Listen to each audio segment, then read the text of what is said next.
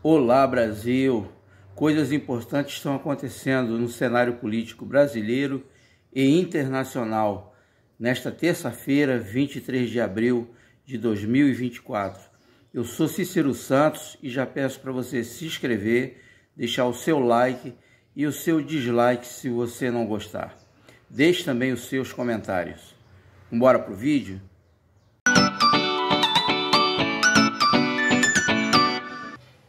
Eu já quero pedir desculpa a vocês se vocês ouvirem barulhos, por exemplo, de carros passando. Como eu disse no vídeo anterior, eu moro próximo moro numa área onde há bastante movimento de carros e eu estou fazendo algumas melhorias na minha casa, né? Estou em obra e por esta razão eu ainda estou sem filtro, mas não vamos deixar de divulgar as notícias por conta disso, né? Com relação ao último domingo, dia 21, talvez aconteceu a segunda maior manifestação importante do nosso país, a manifestação pró-democracia. Mas um fato que chama a atenção é que a imprensa tradicional, a velha imprensa, não fez nenhuma cobertura, né? Com exceção da Rádio Auriverde de Bauru, que fez a transmissão ao vivo das manifestações. Mas o que esperar dessa imprensa?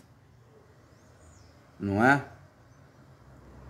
Resta dizer que no ano de 2023, a Rede Globo levou do governo 54 milhões, a Record 13 milhões e o SBT 12 milhões. Por isso eles estão calados, ninguém fala nada. Cadê os artistas, né?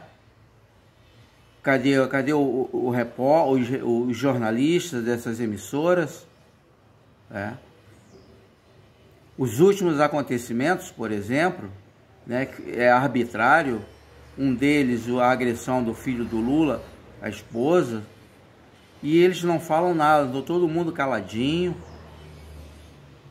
não é? Enquanto as coisas estão acontecendo, aumentou as mortes dos vídeos Anomamis, aumentou o número de queimadas na Amazônia e está todo mundo caladinho. E só numa canetada, o Alexandre de Moraes isentou a Globo de todas as suas dívidas que ela tinha com a Receita Federal. Não só a Globo, mas os artistas e os jornalistas dessa emissora. Cadê, como eu disse anteriormente, cadê aquela turma do mexeu com uma, mexeu com todas? No caso das feministas, cadê? Vocês acham que vão falar alguma coisa? Todo mundo caladinho. Interessante que chamou a atenção que a Globo, isso mesmo, a Rede Globo de televisão, ela divulgou no Fantástico, que é um programa na noite de domingo, talvez o programa de maior audiência da Rede Globo na noite de domingo, no Fantástico. Deu ênfase às manifestações, falou de uma maneira bem espaçosa das manifestações, que eram manifestações impedindo a democracia, pela democracia, e falaram de uma forma como uma imprensa verdadeira, não é? E o que chama a atenção também nisso aí, que o Alexandre de Moraes, essa imprensa já está largando o Alexandre de Moraes de volta. O Alexandre de Moraes já está sozinho. Se vocês percebem, ele já deu uma recuada. Vocês vêem nessas últimas manifestações, o STF não se manifestou, Alexandre de Moraes muito menos. Vocês não viram a movimentação nenhuma da Polícia Federal. Aliás, a Polícia Federal do Alexandre de Moraes. Aliás, eu quero parabenizar essa briosa corporação, que nós temos uma corporação muito importante no nosso país, mas infelizmente hoje nós temos duas polícias federais no nosso país.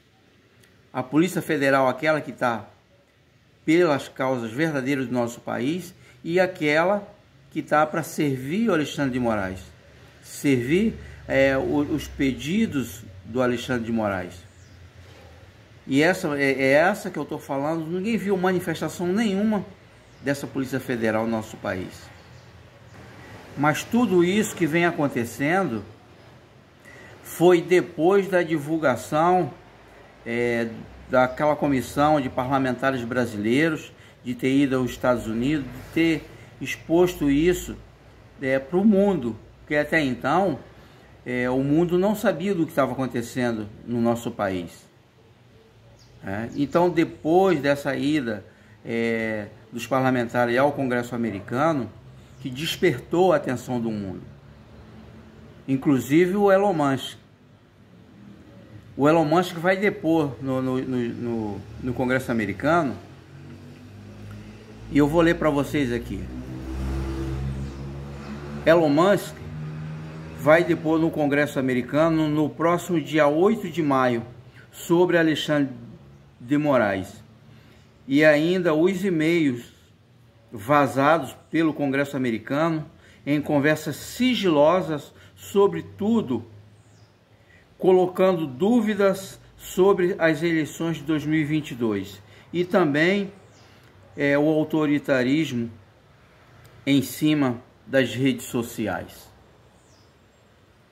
Então ele vai ser chamado ao Congresso americano para prestar esclarecimentos sobre esses e-mails. Vale lembrar que foi o Congresso americano. Primeiro eles pediram ao Elon Musk cedeu esses e-mails para o Congresso americano, e tudo que nós sabemos no decorrer desses dias aí passado foi o Congresso americano que vazou, que até então eram conversas sigilosas. Mas eu creio que tem muita coisa importante. O Elon Musk, ele vai revelar segredos, coisas muito importantes para a nação brasileira, do que está embaixo do tapete ainda. É só essa parte que foi divulgada até agora, é só uma parte do que ainda está por vir. A Rede Globo vai ser vendida? Essa é a pergunta que muita gente está fazendo. Depois de uma divulgação de um blog colocando a Rede Globo no esgoto, e o Elon Musk compartilhou. E esse blog ele citou que não poderia ser vendida. E o Elon Musk, talvez numa brincadeira, perguntou quanto custaria. E foi falado em torno de 32 bilhões. Isso aí para o Elon Musk é um café, é um cafezinho. Será? Já pensou se acontecesse da Rede Globo ser vendida? Pode ter certeza que muita coisa iria mudar com relação às reportagens. Com certeza nós iríamos ver reportagens verdadeiras na íntegra se o Elon Musk comprasse essa emissora. Mas curiosamente, a gente percebe que o Alexandre de Moraes ele deu uma recuada. O Congresso já se manifesta, já se fala nos bastidores de uma maneira assim bem mais contundente o impeachment do Alexandre de Moraes. E essa semana passada ele teve no Congresso, fazendo sua articulação política. A gente não sabe o que foi conversado nessa articulação, mas ele já teve.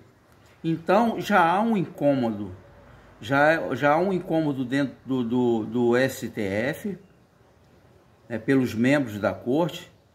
Já fala-se nos bastidores de pessoas lá de dentro, eu não vou divulgar aqui, mas já se fala que há um grande incômodo dos ministros do STF por causa da atuação do Alexandre de Moraes. E cresce a possibilidade de um impeachment do Alexandre de Moraes. Eu acredito que agora é só questão de tempo. Então o Alexandre de Moraes começa a ficar sozinho, não só pelos políticos, pelo Senado, pelo Congresso Nacional, como também pela grande mídia, a grande emissora que até então tem carregado ele no colo. Vale destacar também que daqui a 8 meses o Rodrigo Pacheco deixará a presidência do Senado. E com isso já há assim, uma grande preocupação da extrema esquerda, da esquerda, porque nós sabemos que o Rodrigo Pacheco hoje ele é um boneco, ele é um palhaço sentado naquela cadeira da presidência do Senado, né? Porque não faz nada. Todos os processos que chegam, principalmente com denúncias contra o STF, principalmente contra Alexandre de Moraes, ele tem sentado em cima. Então há uma grande esperança nossa, há uma grande esperança do povo brasileiro, né, de mudanças para o nosso país, com a saída do Rodrigo Pacheco da presidência. Um outro detalhe também, que o Alexandre de Moraes deixará a presidência do TSE no próximo dia 22 de abril, e quem assume é a Carmen Lúcia. Mas ele já declarou isso, já saiu alguma coisa nas redes sociais, ele dizendo que vai continuar monitorando tudo que está acontecendo. Quer dizer, ele está dizendo que vai continuar impondo o que ele já tem feito, vai continuar impondo arbitrariedade, todas as arbitrariedades que nós já conhecemos, né? Mas que ele sai da presidência e quem assume é a Carmen Lúcia. Mas há uma esperança, né? Para nós, em 2026, quem assume a presidência do TSE é Nunes Marques e André Mendonça como vice-presidência. Os dois, sabemos que os dois foram colocados como ministro do STF pelo então presidente Jair Bolsonaro. Então acreditamos que eles venham seguir essa mesma linha, uma linha moderada, uma linha voltada mais para a direita, uma linha voltada para o povo, né? Haja vista que há uma expectativa também em torno da candidatura de Bolsonaro também para 2026. Sabemos que ele está inelegível, mas tudo pode mudar, esse cenário ele pode mudar em 2026. E para terminar, vamos para uma última notícia. Hoje estará depondo no anexo 2 do Senado Federal, estará prestando esclarecimento o jornalista português Sérgio Tavares sobre tudo o que aconteceu no dia 25 de fevereiro, quando ele desembarcou em São Paulo, onde ficou detido na Polícia Federal durante 4 horas, né, prestando esclarecimentos, né, talvez, eu digo talvez porque a gente não pode afirmar, né, pressão psicológica, né, como ele disse anteriormente, numa entrevista ao jornal A Gazeta, de que não poderia falar tudo que tinha acontecido naquele dia, naquela sala, né? Ele temia pela vida dele aqui no Brasil. Mas eu acredito que nessa comissão de parlamentares que estará ouvindo ele no Senado Federal, ele irá relatar na íntegra tudo o que aconteceu com ele naquele fatídico dia, quando ele desembarcou em São Paulo, né, pelas arbitrariedades cometidas pela então Polícia Federal do Alexandre de Moraes. Então, tem coisas bombásticas para ser revelada, e ele vai revelar tudo para essa comissão em Brasília no dia de hoje. Então vamos aguardar as próximas horas. os acontecimentos, porque hoje é um dia, está sendo um dia nervoso no cenário político brasileiro e em Brasília. Vamos aguardar para ver o que vai acontecer no decorrer do dia de hoje. Por hoje é só, pessoal. Fiquem com Deus e um bom dia a todos.